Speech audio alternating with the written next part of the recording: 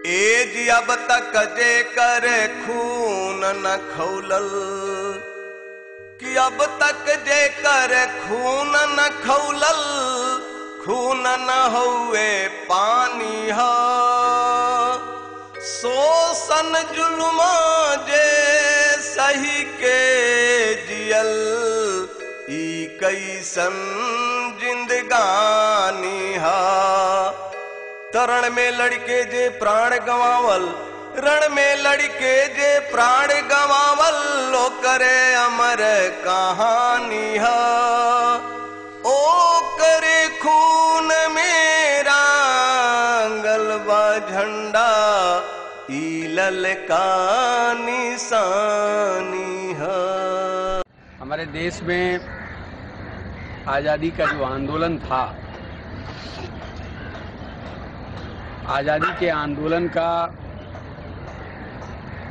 जो केंद्रीय प्रश्न था, लैंड टू द टीलर्स, और समाज के दलितों, वंचितों, मजदूरों, किसानों की सत्ता का, एक स्वतंत्र सत्ता का निर्माण, आज़ादी के बाद कांग्रेस के नेतृत्व में नेहरू की ओर से जो मॉडल खड़ा किया गया, विकास का जो स्वरूप तय किया गया, ट्रिकल डाउन थ्योरी के जरिए हिंदुस्तान को डेवलप करने की जो योजना बनाई गई, जिसमें साम्राज्यवादी पूंजी, साम्राज्यवादी हितों को सुरक्षित रखने की पूरी कोशिश की गई, तो आज़ादी के आभा मंडल में बहुत दिनों तक ये सवाल दबे हुए रहे। लेकिन 60 के दशक आते आते हिंदुस्तान की आज़ादी का स्वरूप बहुत ही घनीभूत रूप में राष्ट्रीय क्षितिज पर आने लगा। गरीबों का सवाल, मजदूरों का सवाल, भूमिहीन किसानों का सवाल, भूखमरी का सवाल, रोजगार का सवाल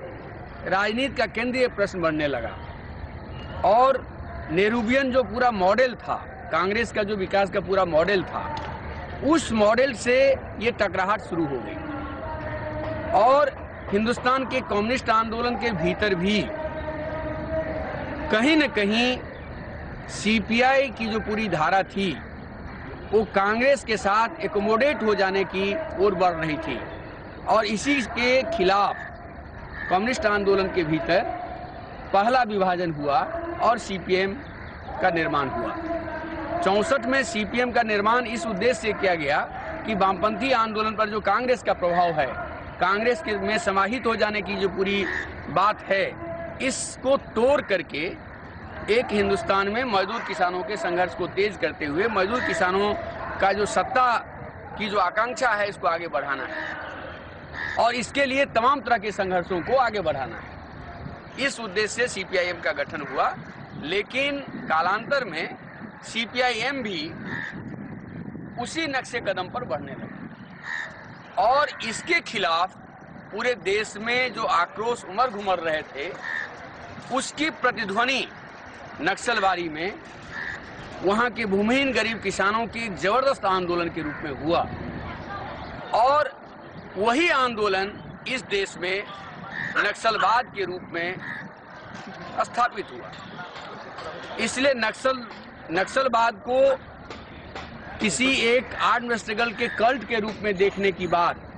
नक्सलवाद को किसी एनार्किस्ट कार्रवाई के रूप में देखने की बात, नक्सलवाद को हिंदुस्तान के पॉलिटिकल मूवमेंट से काट देने की बात, दरअसल नक्सलवादी आंदोलन की जो क्रांतिकारी प्रतिध्वनि थी,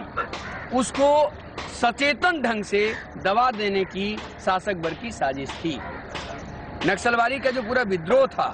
नक्सलवादी आंदोलन की पूरी परंपरा और जो धारा थी, उसका वास्तविक उद्देश्य था कि हिंदुस्तान की राजनीति में, हिंदुस्तान के समाज में, समाज के जो वंचित लोग हैं, भूमिहीन गरीब किसान हैं, मजदूर हैं,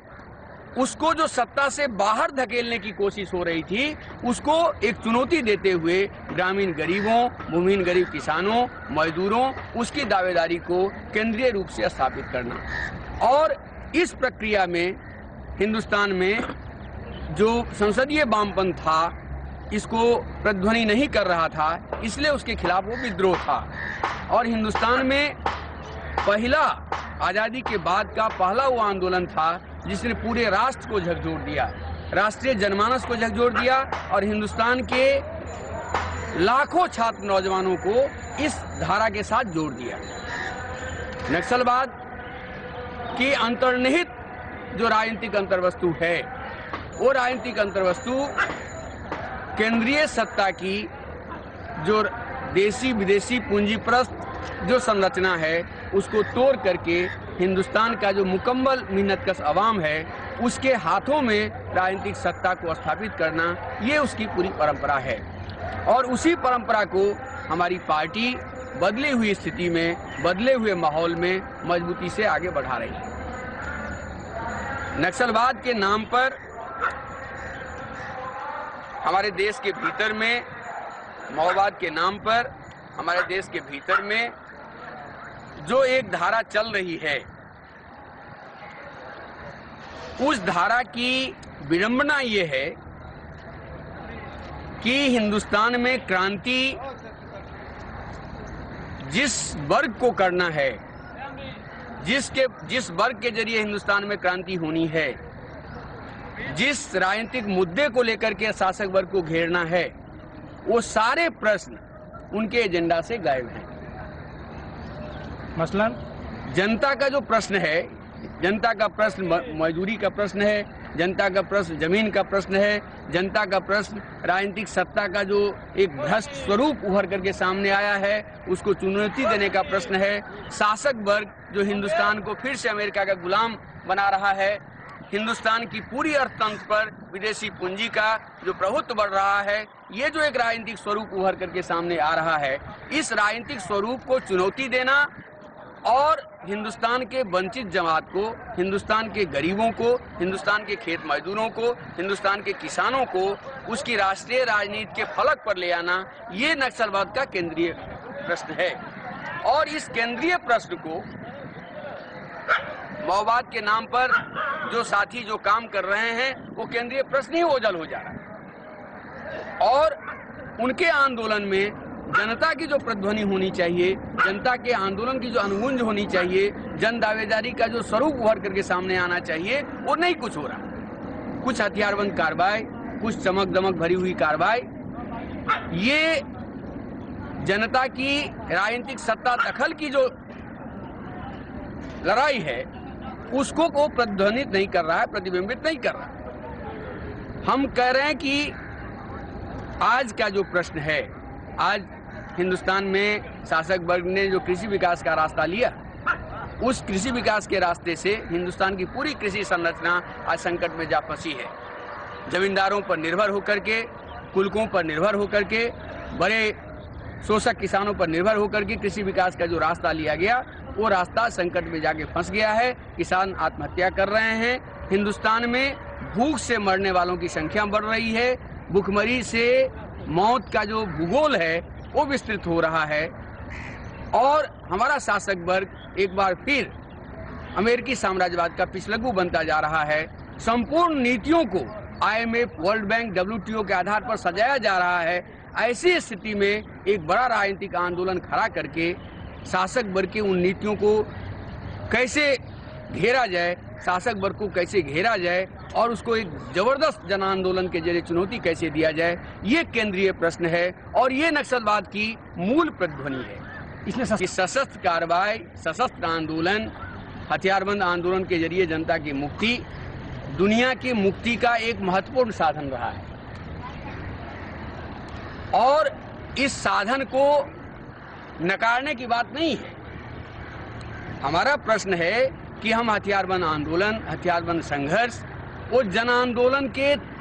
तेवर के साथ हम उसको जोड़ते हैं। जनता अपने आंदोलन को आगे बढ़ाने के लिए, जनता अपने आंदोलन को तेज करने के लिए, शासक वर्ग से टकराने के लिए जब वो जरूरत महसूस करेगी तो पूरे हिंदुस्तान के लोग सड़कों पर उतर आएंगे, हथियार लेकर के उतर आएंगे। ये जो कार्रवाई होगी वो वास्तविक जन कार्रवाई होगी और इस रास्ते से ही चीजें आगे बढ़ेंगी। लेकिन जन समुदाय से अलग थलग और जन आंदोलन के सवालों से अलग थलग,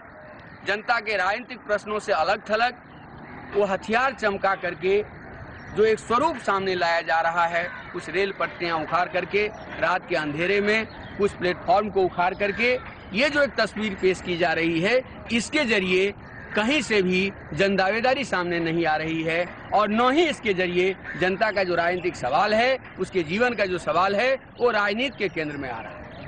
हमारी आलोचना इस बात पर है,